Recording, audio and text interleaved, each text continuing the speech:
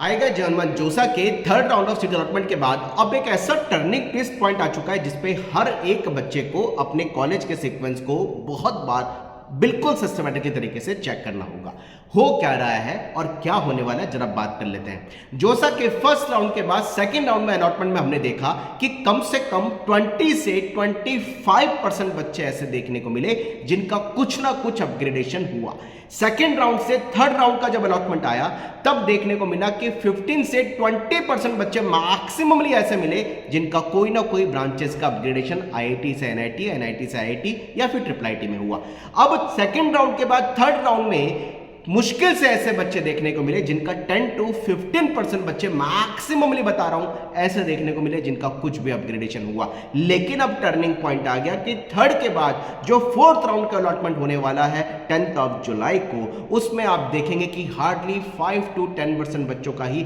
मुश्किल से अपग्रेडेशन होगा। ज्यादातर बच्चों का नो चेंज आ सकता है। लेकिन क्या आप जानते हैं कि अगर हम थर्ड राउंड की सीट अलॉटमेंट को देखते हैं और सीट अलॉटमेंट में ओपनिंग क्लोजिंग रैंक को देख करके अपना आइडिया लगाते हैं कि कुछ सर्टेन ब्रांचेस जिनकी closing rank second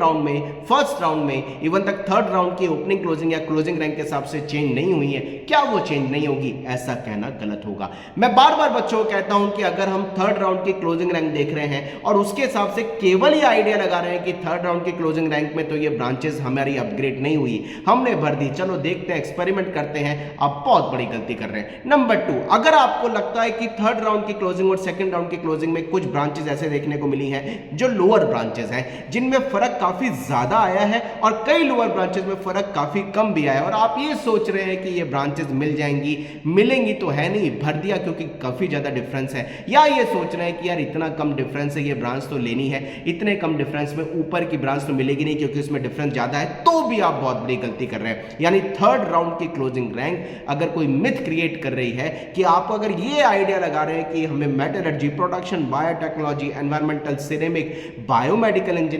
material science, geological science, geophysical science, applied mathematics, earth science, food and technology, ये जो 15-16 ब्रांचेस हैं या फिर ड्यूअल डिग्री में जहां जहां पर ये ब्रांचेस हैं इनमें फर्क बहुत ज्यादा आ जाएगा। इसलिए हमें फर्क बहुत ज्यादा आ रहा है, हमें तो लेनी नहीं है, हमारा फर्क अगर आ भी गया तो क्या होगा, फिर गलत सोच रहे हैं। या कोर ब्रांचेस में जो ड्यूअल डिग्री वाली ब्रांचेस लोअर आईआईटीज की हैं, टायर 2 वाली आईआईटी की हैं, एनआईटीज की भी हैं, और आप सोच रहे हैं कि लोअर ब्रांचेस में फर्क काफी कम आता है और हमें ये इतना कम फर्क है, हमें तो लेनी नहीं थी, फर्क कम है तो मिलेगी भी नहीं तो भर दिया, नहीं, फिर आप गलत कर रहे हैं। वाइसे वर्सा अगर आप क्लोजिंग रैंक को देख करके केवल ट्रेंड के हिसाब से आइडिया लगाते हैं कि ये ब्रांच मिलेगी या ये ब्रांच नहीं मिलेगी और रिस्क अगर फ्लॉट और स्लाइड का ले रहे हैं तो बहुत बड़ी गलती कर रहे हैं। मैंने पिछले 3 राउंड में भी और हर साल इतने हजारों बच्चों को हर साल काउंसलिंग में पार्टिसिपेट करते हुए एक्सपीरियंस के हिसाब से देखा और उनकी जब क्लोजिंग रैंक्स के हिसाब से जो चेंजेस हुआ, अपग्रेडेशन हुआ, उन चीजों को बहुत नजदीक से देखा तो ऐसा कुछ भी कहना कि लोअर ब्रांचेस में फर्क ज्यादा आता है, हायर ब्रांचेस में फर्क कम आता है, बिल्कुल परफेक्ट बात तो नहीं है। लेकिन ट्रेंड ये कहता है कि हायर ब्रांचेस में चेंजेस थोड़े से कम आते हैं, लेकिन कुछ लोअर ब्रांचेस बच्चों के टेस्ट पे डिपेंड करती हैं, उनमें फर्क कई बार ज्यादा भी आते हैं और कई बार फर्क नहीं भी आते, जो जोसा के थर्ड राउंड और सेकंड राउंड की क्लोजिंग रैंक में हमने देखा। कुल मिला के मेरा कहने का मतलब केवल इतना सा है, अगर आपने फ्लॉट और स्लाइड केवल थर्ड राउंड की क्लोजिंग रैंक को देखते हुए अभी भी किया हुआ है तो बहुत बड़ी गलती है।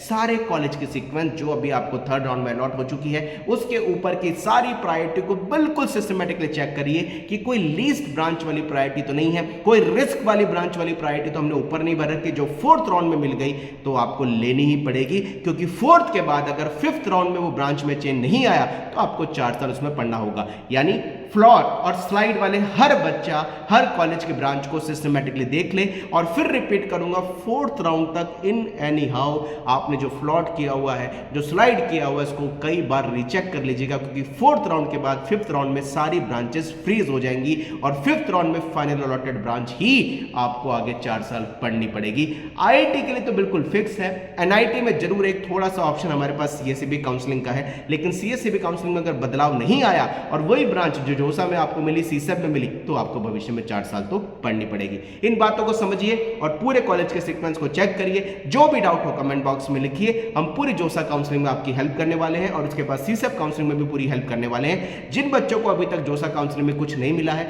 वो परेशान ना हो, कहीं ना कहीं सीसेप काउंसलिंग में उनके लिए गोल्डन अपॉर्चुनिटी ओपन हो सकती है। Wish you all the best, जुड़े रहेंगे आपके साथ। जय Hanuman, bye, thank you very much.